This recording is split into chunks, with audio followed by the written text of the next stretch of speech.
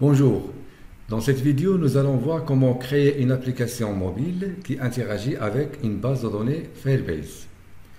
Alors nous allons commencer par la création d'un projet Firebase. Ensuite on va passer à la configuration de notre application pour qu'elle puisse interagir avec Firebase. Et par la suite on va passer à la création de la base de données, création de l'interface, création du modèle. Et finalement, on va passer à la création des différentes opérations de création, update et delete et la recherche. Alors, la structure de notre application. Alors, nous allons créer les interfaces suivantes, les pages suivantes. Une page pour ajouter un utilisateur. Et on va supposer qu'un utilisateur, il est défini par son nom et son âge. Donc l'interface pour ajouter un utilisateur. Une interface pour afficher tous les utilisateurs avec des boutons, un bouton pour la modification et un bouton pour la suppression. Comme ça on peut gérer les utilisateurs pour supprimer ou faire l'update, faire la mise à jour d'un utilisateur. Et toutes ces pages seront gérées par un système de navigation basé sur l'étape. Bien, maintenant on va passer à la création d'un projet Firebase. Alors tout d'abord, il faut se rendre dans le site web firebase.google.com. Donc Firebase c'est un produit de Google. Alors il faut se connecter via votre compte Google. Ensuite, cliquez sur Go to Console. Et là, on va commencer la création du projet. Donc, cliquez sur le bouton Créer un projet. Là, donc la première étape, on va donner le nom du projet. Donc, par exemple, Users Fire App. Donc je vais accepter les conditions et je confirme. Continue. Alors là, activer Google Analytics pour ce projet. Donc je vais désactiver Google Analytics. Et je clique sur le bouton Créer un projet. Alors maintenant, Firebase va créer le projet.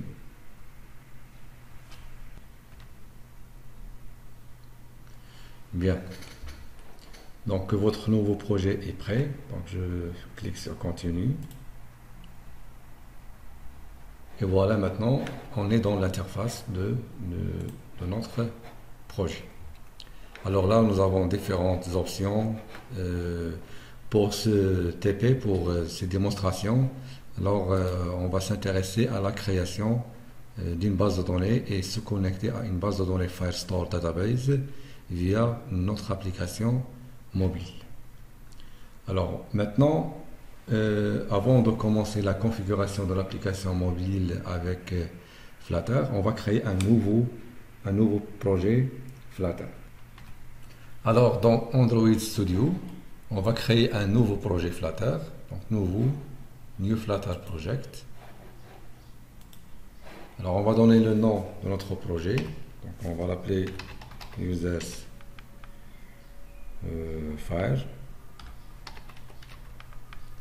Firebase, comme ça. Alors là, dans la création, donc via le Android Studio, il y a l'organisation. Donc ça, on aura besoin de cette information pour la configuration de Firebase. Donc je vais changer ça. Donc je vais laisser comme, par exemple, mon nom. Et je vais l'appeler Users App. Finish pour créer le projet.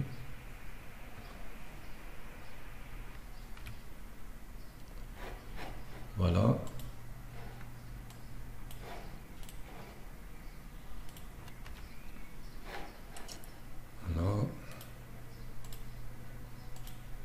Voilà, maintenant nous avons un nouveau projet Flutter.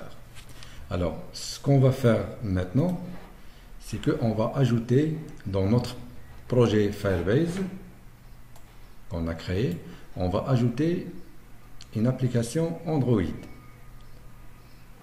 Donc comme ça, on va commencer la configuration de notre application mobile pour qu'il puisse interagir avec Firebase. Donc on va ajouter une application Android. Donc je clique sur ce bouton. Voilà, donc la première chose que Firebase va nous demander, c'est le nom des packages Android. C'est le nom qu'on a créé lors de la création des projets Flutter. Bien, donc avant de fournir cette information ici, alors dans le projet Flutter, j'aimerais signaler une chose très importante. Donc la configuration de notre application va être effectuée dans deux fichiers qui portent le même nom. C'est le fichier build.gradle. Alors le fichier .gradle, on a deux fichiers dans le dossier Android. Donc ça c'est la structure de l'application. On a un dossier Android et un dossier iOS. Donc pour le dossier Android, il y a deux fichiers build Gradle. Donc il y a le premier qui se trouve directement dans le dossier Android. Il y a un autre qui se trouve dans le dossier app. Donc build Gradle. Donc les deux fichiers, donc ils ont le même nom. Donc par exemple pour le nom de package, donc se trouve dans le dossier dans le fichier build Gradle de app. Donc si je vais ouvrir ce fichier, alors là, donc on a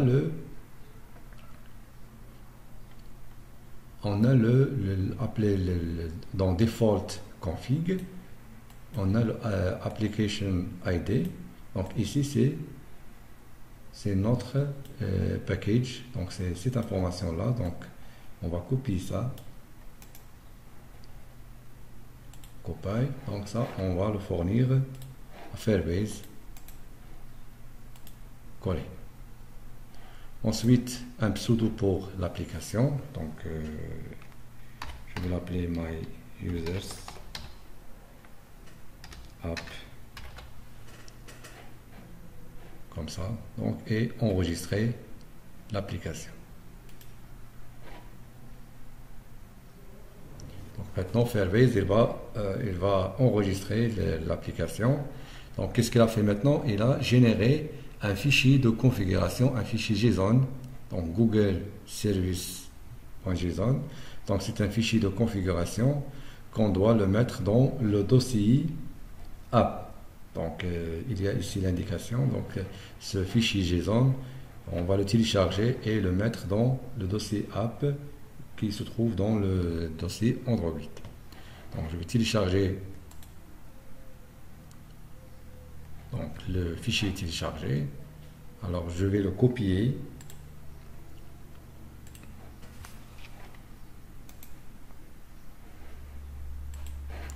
Et maintenant on va le mettre dans l'app. Donc ici dans app.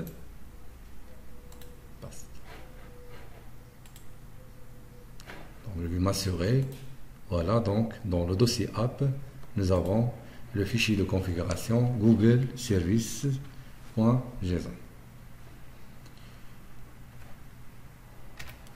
Voilà, on revient maintenant et on va terminer la configuration suivant. Voilà, deuxième étape suivante, c'est quelques configurations. Alors, première chose, on va ajouter le classe path. Classe path.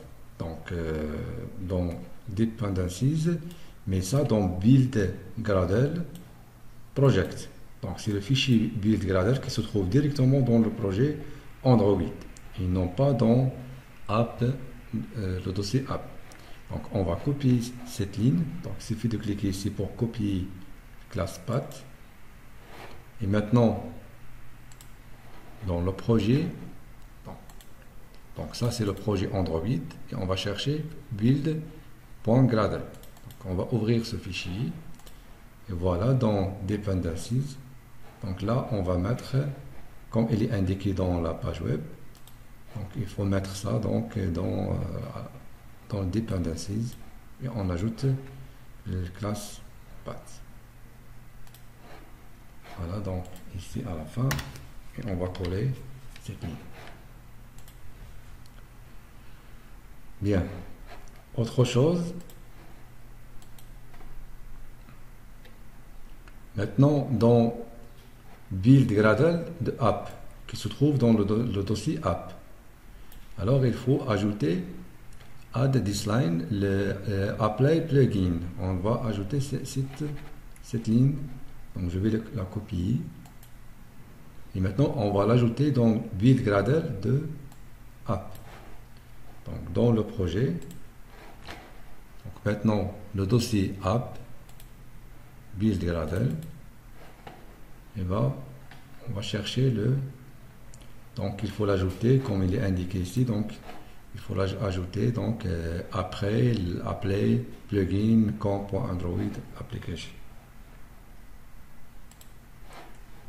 Donc, com Android application. Donc, ici, donc, après cette ligne, on va coller cette configuration.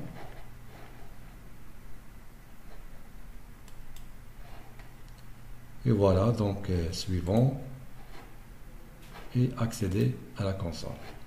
Alors, il reste une petite chose concernant la version SDK d'Android.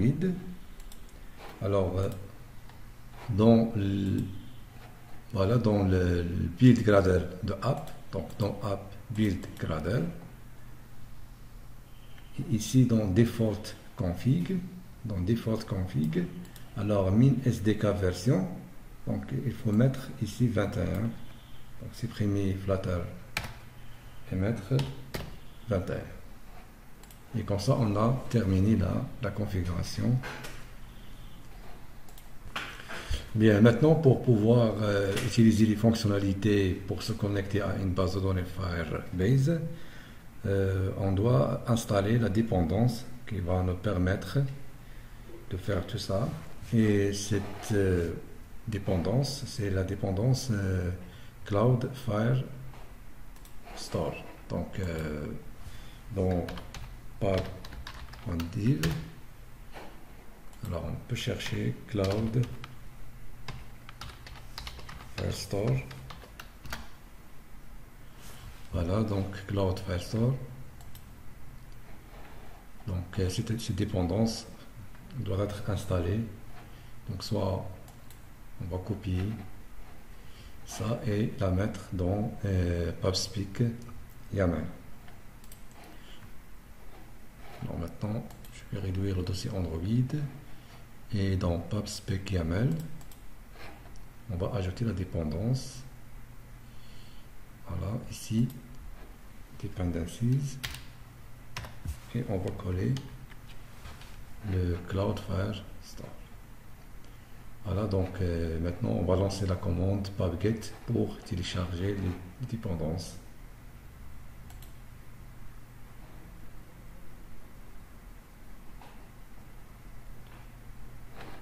Voilà, voilà. Et maintenant dans le main.dart de notre application, alors ce qu'on va faire, c'est on va initialiser le Firebase app. Donc c'est pour cela on va ajouter les lignes suivantes. Donc première ligne c'est widgets flutter bending point ensure initialize. Et la deuxième c'est le Firebase, mais tout d'abord il faut importer le package. Donc import le package Firebase core Firebase. Voilà. Et alors là, donc on va utiliser Firebase .initialize app. Alors là c'est une fonction. Alors là la fonction c'est asynchrone, peut-être asynchrone. Et là on va ajouter await.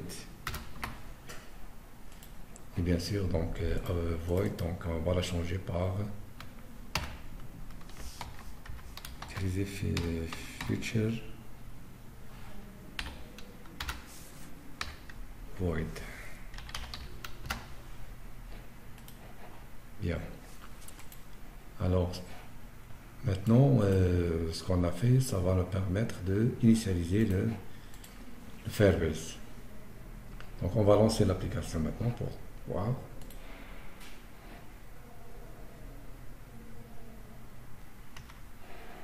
Voilà. Voilà, maintenant l'application est lancée. Alors, ce qu'on va faire maintenant, on va vérifier dans log 4. Alors, dans log 4, on va chercher une ligne qui va nous indiquer, voilà, c'est Firebase Initialization Successful. Voilà, donc ce message, donc on croit que l'initialisation est réussie de Firebase. Bien, maintenant on va créer une base de données. Donc on va revenir à notre projet Firebase. Alors ici dans créer, nous avons Firestore Database. Donc on va commencer la création d'une base de données dans ce projet Firebase. Donc créer une base de données, je clique ici. Donc je démarre la création en mode test. Donc, choisir démarrer en mode test. Suivant. Donc Zone Cloud Firestore, donc activé. Et maintenant, Firebase va créer une base de données.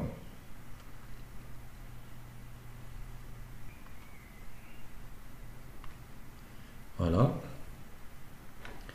Alors maintenant, donc les bases de données Firebase, ce sont des bases de données non SQL. Donc ce sont des collections. Alors on va commencer une collection. Donc on va nommer la collection users. On va ajouter des champs. Donc générer le ID automatiquement. Donc on va ajouter le ID de user. Donc, user1. On va ajouter le champ name, le nom, Ali, et le champ âge de type number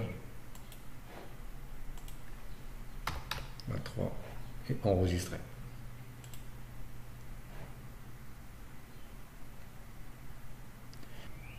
Alors la structure de cette base de données. Donc nous avons la collection users, c'est comme si vous avez une table. Alors, et chaque enregistrement, donc c'est un document. Alors là, on parle de document. Donc, ajouter un utilisateur avec les attributs âge, ID et le nom. Donc, on ajoute un document. Donc, pour ajouter par exemple un deuxième utilisateur, on va ajouter un deuxième document, donc de la même chose, donc le ID, donc c'est l'ID du document, donc je vais l'appeler par exemple user 2, l'attribut name, donc Sam, et l'attribut âge de type number 28 enregistré. Voilà, donc ça c'est. Donc ce sont des documents, des enregistrements, etc. Alors par la suite, on va créer une application qui va nous permettre d'interagir avec cette base de données, c'est-à-dire d'ajouter des utilisateurs, de modifier et supprimer. Bien, maintenant on va passer à la création des interfaces et la structure de notre application. Alors, dans le dossier lib, on va créer package, les dossiers. Donc un dossier pour modèle. On aura aussi un dossier pour repository, pour un fichier qui va manipuler la base de données.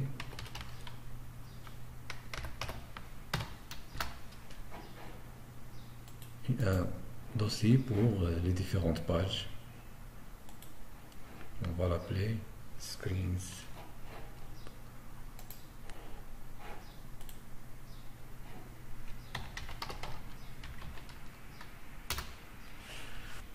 Alors, dans le dossier screens, on va créer un fichier date.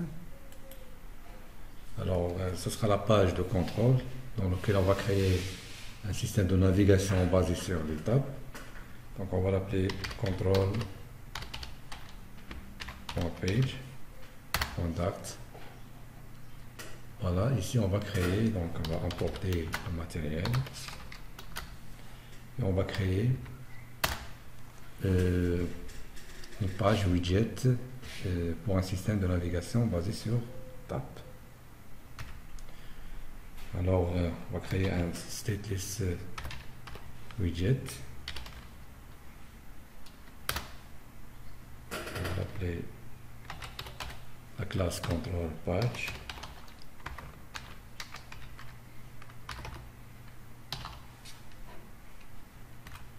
Alors, ce widget, il va retourner widget default tab controller. Pardon, c'est default tab controller. Voilà. Alors, en virgule.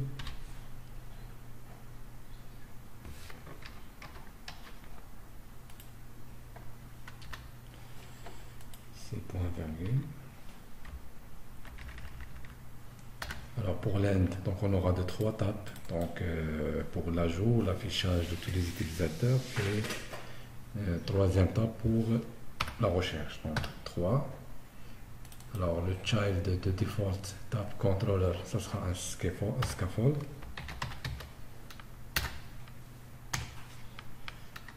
Alors avec le app bar.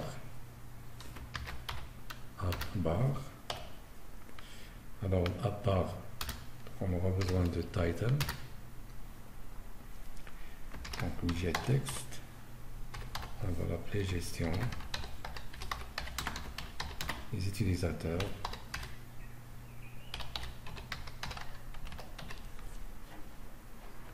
Ensuite, l'attribut bottom. Là, on va utiliser le widget tab bar.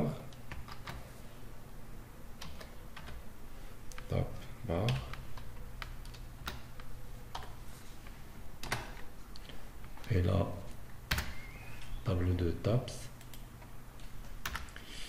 Alors, ici les éléments qui sont des tabs. Donc, widget tab. Donc les attributs c'est icon, on va utiliser icon. Donc là on va définir une icône. Icons. Donc user, par exemple, on va chercher user, c'est pas user. On va utiliser ça avec la taille 28. Ensuite, texte, donc une chaîne de caractères, donc l'ajout, donc ça sera donc ajouter ou utiliser add. Alors deuxième tab, donc on va copier ça. Alors l'icône c'est pour éditer, donc edit attribute, on va utiliser ça. Et là, on va appeler donc tous les utilisateurs. Là,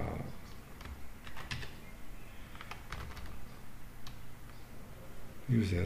Donc, on va mélanger anglais et français, donc c'est pas grave. Users, c'est-à-dire tous les utilisateurs.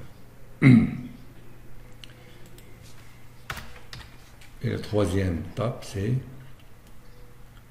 donc on va changer l'icône. Donc search.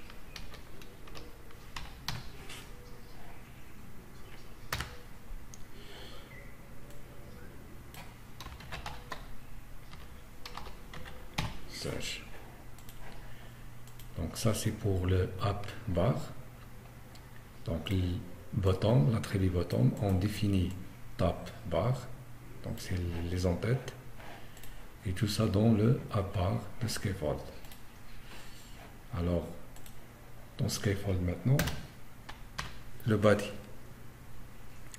Alors le body c'est tab bar view. Tab bar view. Et tab bar view. Donc children. Et là c'est la page qui correspond, normalement c'est la page qui correspond chaque bouton ici. Donc, ce sont une sorte de boutons au système de navigation. Donc ici l'étape. Donc lorsque on appuie sur le premier étape, donc c'est la première page. Ça correspond à la deuxième page. Et troisième étape, c'est la troisième page. Alors pour le moment, pour juste tester, on va utiliser seulement des widgets center. Donc, child text. Donc on va, donc ça c'est page 1.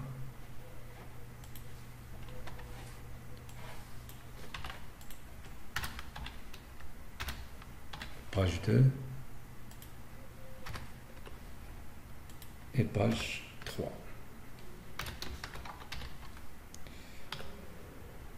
Voilà. Voilà, donc moi j'étais constante pour que ce soit propre.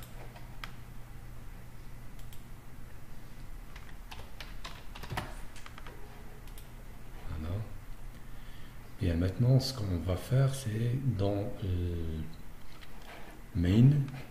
On va revenir dans le main. Alors, dans le main, on va faire la chose suivante. On va supprimer tout ça et on va créer seulement. Alors, on va supprimer tout ça. Donc, on va créer my app, la classe my app, comme stateless widget my app. Alors ici, ce widget my app, donc il va retourner matériel app.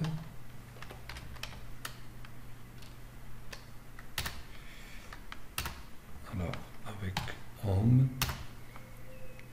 donc là on va définir comment c'est la page contrôle.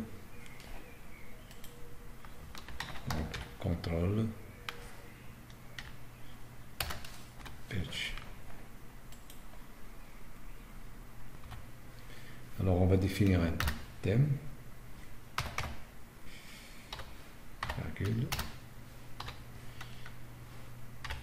thème data,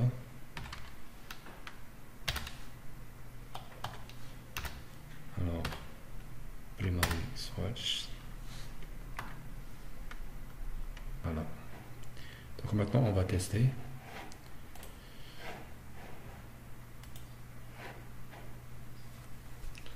Voilà, donc maintenant nous avons un système de navigation, donc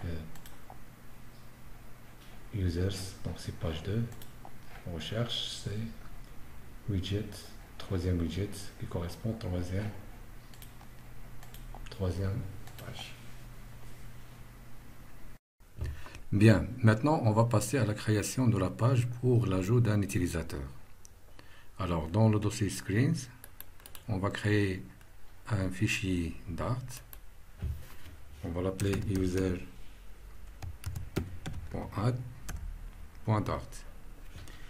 Donc on va importer import matériel.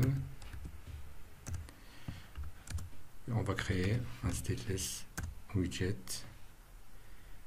On va l'appeler add page ou add user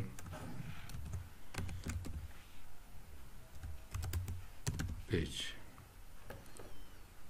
Alors là, on va retourner scaffold. Alors dans ce scaffold, donc app bar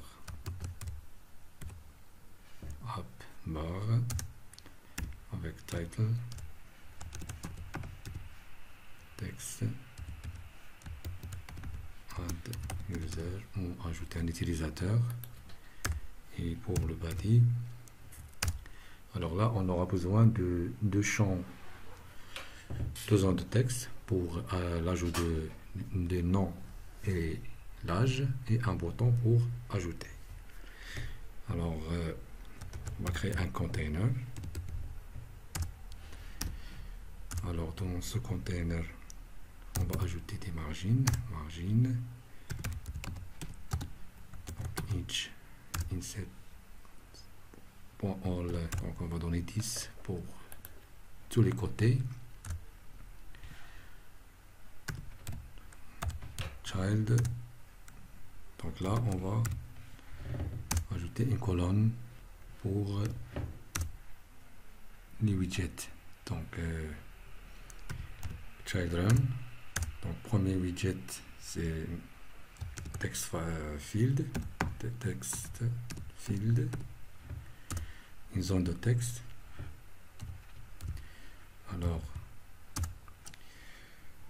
Alors là, donc on peut commencer par style, donc text style, par exemple font size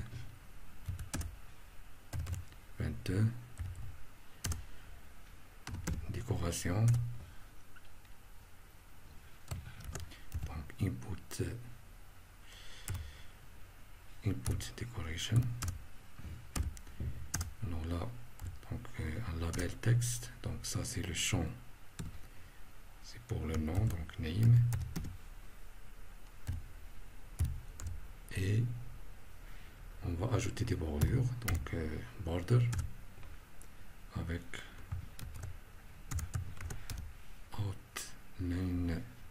outline input border, voilà, border, now border reduce point all. Alors là c'est reduce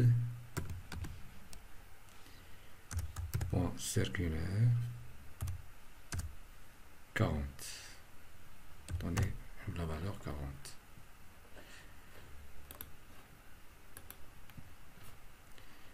Voilà, donc je vais enregistrer pour voir, mais avant ça, donc il faut ajouter la page dans le contrôle. Donc on va ajouter le widget add user page dans le contrôle. Donc ici, donc lorsqu'on clique sur la tab, le premier tab, alors là, donc on va afficher le widget add user page. Alors add user page, donc c'est déjà importé par Android Studio, donc c'est voilà, donc il est déjà importé. Maintenant on va enregistrer et voir. Voilà, donc maintenant nous avons le champ pour le nom. On va faire la même chose pour l'âge et un bouton d'ajout. Alors bien, avant de passer le deuxième zone de texte, alors ici, puisque nous avons déjà un système de navigation qui indique la page, donc pas la peine d'avoir deux app part, donc add user add, donc on va supprimer le app part de la page d'ajout.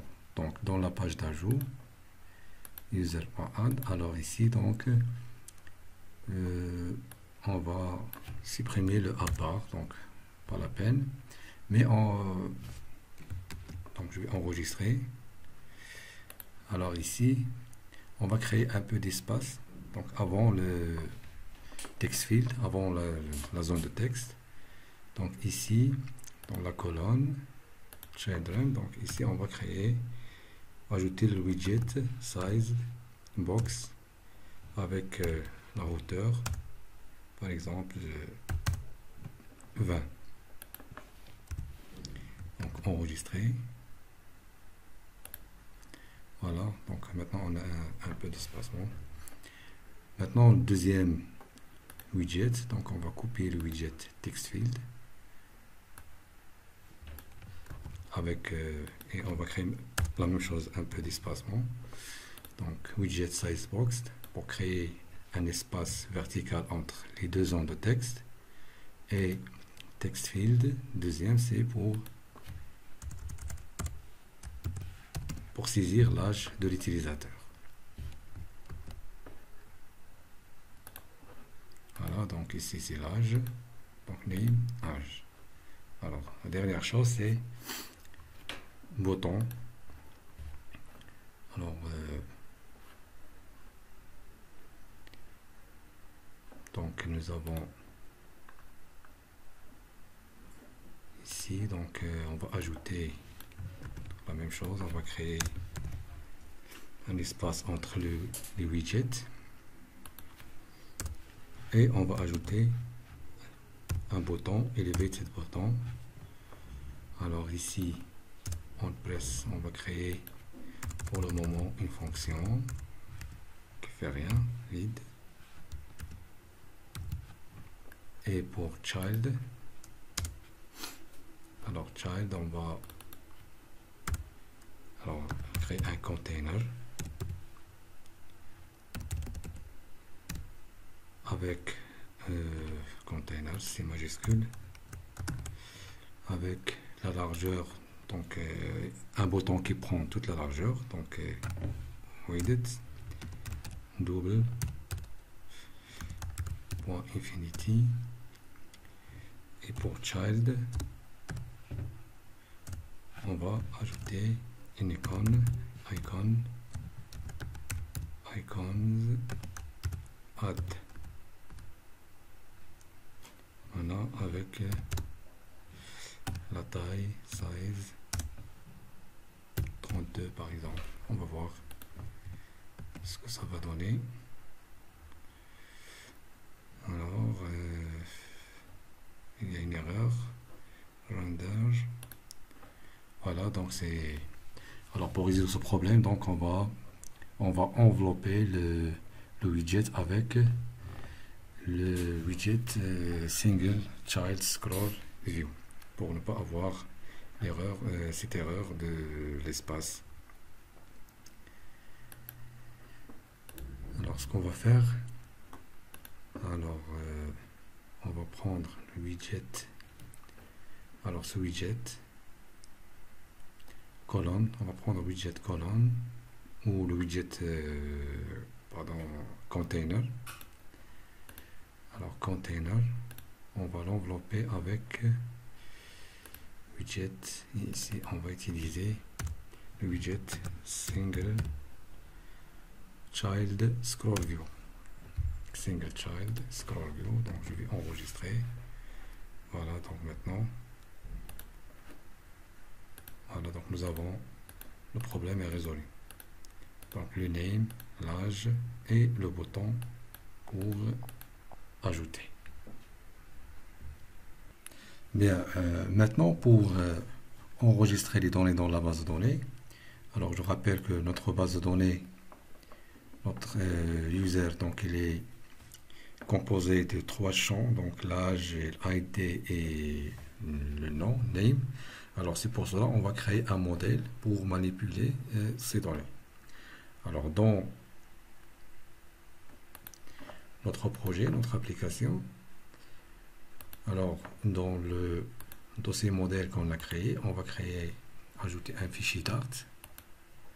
On va l'appeler Alors user.model. Et là, ici on va créer une classe, donc classe user, donc avec les champs suivants, donc un id, donc de type string, id, string name et int pour l'âge. Ensuite, on va créer un constructeur. Donc, pour les trois champs. OK. Donc, nous avons un constructeur. Donc, on va ajouter donc, le constructeur pour les classes Dart. Alors là, on va initialiser id par une chaîne de caractères vide. Ici, on va ajouter required.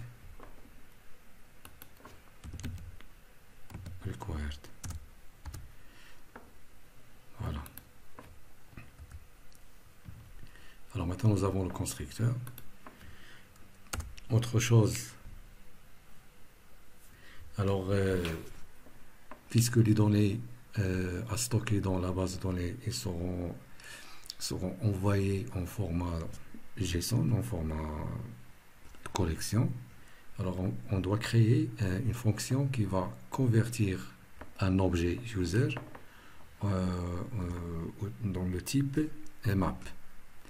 Alors pour cela, on va créer une méthode. Donc il va retourner le type map. Donc string dynamique. Donc c'est-à-dire les clés sont de type string et les valeurs dynamiques, donc qui varient. Donc on va l'appeler la méthode, on va l'appeler JSON. Alors ici, donc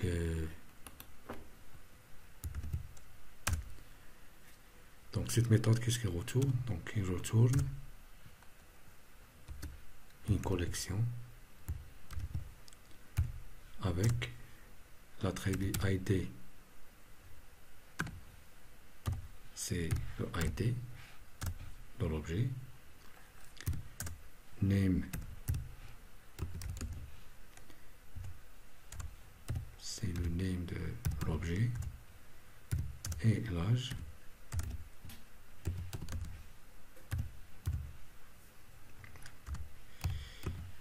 l'attribut âge. Donc un point virgule ici. Voilà, maintenant cette méthode, donc à partir d'un objet user, la méthode toJSON va nous retourner une collection.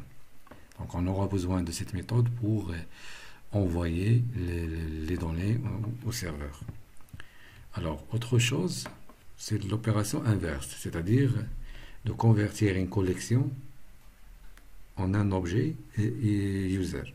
Alors pour cela, on va créer une méthode. Alors, je vais séparer les méthodes par. Donc ça c'est la méthode qui convertit un objet en collection. Maintenant, à partir d'une collection, on va créer un objet.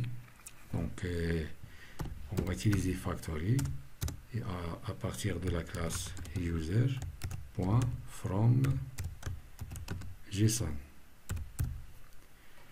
Donc cette méthode il va construire un objet à partir d'une collection. Donc l'argument, donc c'est à partir d'une collection string dynamique, donc un fichier, donc une collection JSON. Alors là, on va retourner un objet user. Donc un objet user. Donc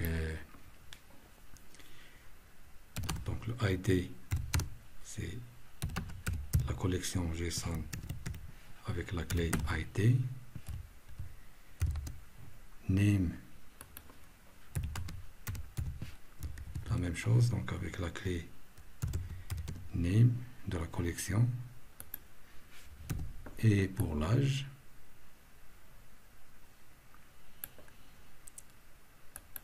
je supprime ça.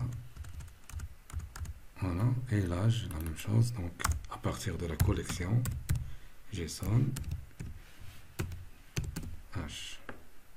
Et comme ça, on va construire un objet à partir d'une collection. Donc cette méthode, on aura besoin de cette méthode lorsqu'on récupère les données à partir de la base. Donc ces données seront récupérées sous format collection, format JSON. Donc cette méthode va nous aider de convertir les données récupérées en objet user. Donc maintenant nous avons deux méthodes. Donc la première méthode, c'est à partir d'un objet, on va le convertir en collection. Donc c'est pour sauvegarder dans la base de données. Et cette méthode, lorsqu'on récupère les données à partir de la base de données, donc on va les convertir en objet ou en liste d'objets user. Voilà, maintenant, puisqu'on a créé le modèle, alors ce qu'on va faire, c'est les données que l'utilisateur va saisir dans l'interface d'ajout, donc le name et l'âge. Donc ces données doivent être ajoutées à un objet user. Alors ce qu'on va faire maintenant, alors on va retourner à la page user add. Alors là, donc lorsqu'on appuie sur le bouton add, donc on doit créer un objet user. Alors pour accéder à la valeur de la zone de texte name et la zone de texte âge, alors là on doit créer des contrôleurs. Donc contrôleur, donc c'est le text editing controller. Donc on aura besoin de deux. Alors ici, alors on va créer un contrôleur pour le name, donc final, donc ctr controller name égal à text editing controller et un contrôleur pour l'âge final, donc controller âge text editing controller. Et on va ajouter maintenant ces deux contrôleurs aux zones de texte. Alors text field name, alors là, donc l'attribut controller, donc ctr name, et la même chose pour text field l'âge ici, donc l'attribut controller, alors ctr h, voilà. Alors maintenant, une fois on appuie sur le bouton, on va créer un objet user. Alors dans le bouton ici, elevated button, on presse. Alors ici la fonction, qu'est-ce qu'on va faire? On va créer un objet. Donc un objet, donc ici donc final user égal à user avec le constructeur user. Donc l'id, donc dans la base il sera créé automatiquement. Donc on va pas envoyer le id. C'est pour cela dans le modèle il n'est pas obligatoire. Donc dans le modèle, donc je rappelle que dans le modèle, donc required c'est seulement pour le nom et l'âge. Et pour l'id, donc il n'est pas précédé par required, donc c'est-à-dire on peut créer un objet sans id, donc c'est déjà initialisé par une chaîne de caractères vide. Alors ici, donc le constructeur, donc name, c'est donc le nom sera récupéré à partir de la zone de texte name. Donc c'est à partir des contrôleurs ctr name point text. Donc le nom, la chaîne de caractères saisie ici, donc sera récupéré grâce au contrôleur ctr name. La même chose pour âge, mais puisque l'âge c'est de type int, donc on doit faire la conversion de chaîne de caractères vers le type int, donc int.parse. Donc là, c'est la chaîne de caractères ctr âge.text. Voilà, point virgule à la fin.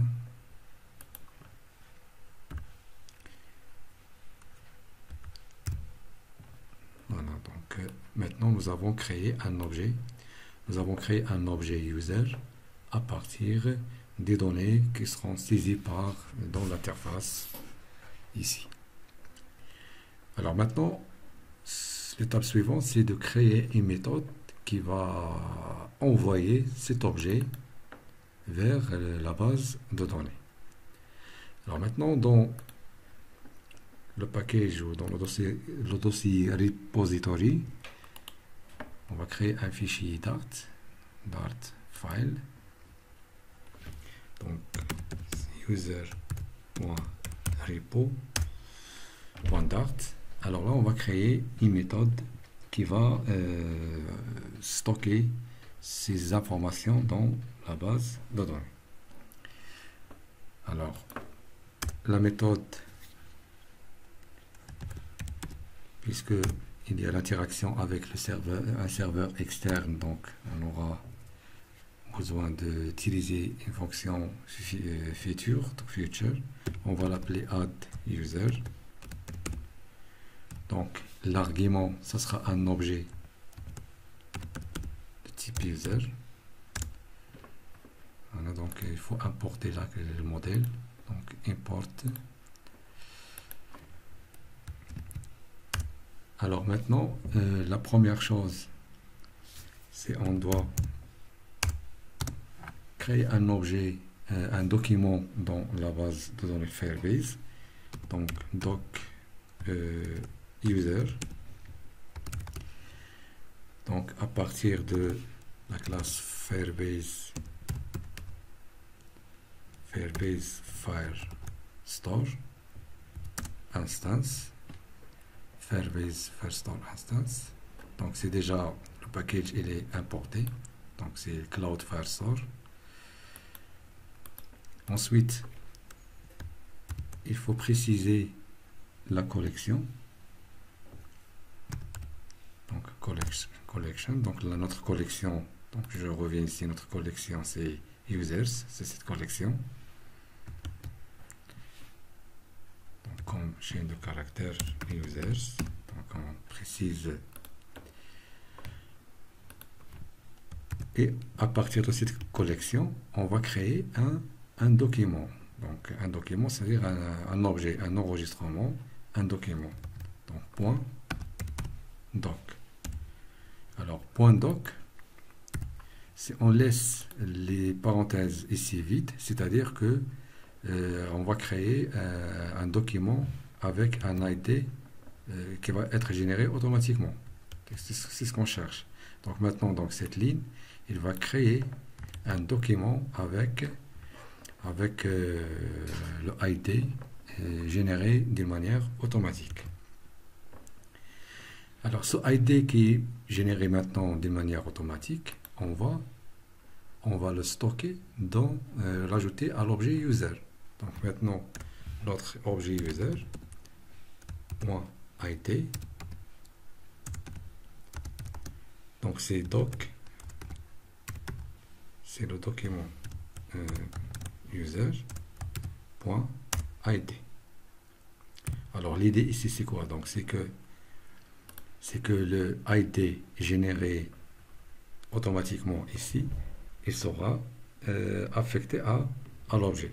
Donc normalement c'est le ID des documents, sera affecté à l'attribut ID.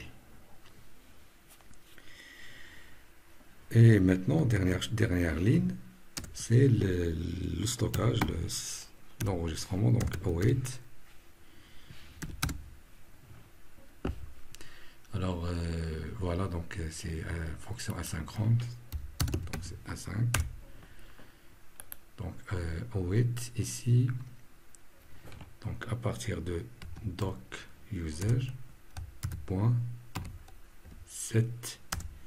Alors point 7 ici, donc comme vous voyez, donc il faut l'argument doit être de type map, une collection. Donc on ne va pas enregistrer un objet, mais une collection. Donc c'est pour cela que nous avons créé une méthode qui va convertir un objet en collection. Donc c'est à partir de cet objet user, on va maintenant le convertir en collection grâce à la méthode qu'on a créée, tout JSON qu'on a créé dans le modèle. Donc c'est ça maintenant le rôle de cette méthode. Donc l'objet sera converti en collection et on va le stocker, l'envoyer au serveur. Comme ça, parce que la méthode set n'accepte que des collections. Et point, virgule. Donc maintenant, cette méthode, il va nous permettre de enregistrer un document dans la base de données. Donc maintenant, on va tester ça. Donc, on va revenir maintenant à la page user add. Donc, dans la fonction onPressed. Donc, la première ligne, c'est créer un objet. Et la deuxième ligne, donc, on va utiliser la fonction add user. Donc, add user, point virgule. Donc, la méthode, elle est donc importée. Donc, le repository, il est importé ici. Voilà. Donc, on va tester maintenant. Donc, on démarre l'application. Alors, ce qu'on va faire, c'est ici et on va ajouter un utilisateur. On va tester Karim par exemple, un utilisateur, l'âge 25. On va cliquer sur ajouter et voilà, donc elle est ajoutée dans la base de données. Donc c'est le user Karim avec l'âge 25. On va ajouter un autre utilisateur. Donc Samia, l'âge par exemple 22. Donc une fois j'appuie sur ajouter, un document s'ajoute ici et voilà, donc notre document est ajouté. Donc le même ID, donc ce ID généré automatiquement, il est affecté à l'utilisateur. Voilà, donc une dernière chose, c'est que lorsqu'on va ajouter un utilisateur, donc on doit vider ces deux champs, ces deux zones de texte. Alors ce qu'on va faire, alors dans cette méthode, donc après avoir ajouté un utilisateur, alors tout simplement on va prendre les contrôleurs name.text qui va recevoir une chaîne de caractères vide et la même chose pour ctr age.text aussi avec une chaîne de caractères vide. Alors on va enregistrer et bien maintenant on va ajouter un utilisateur.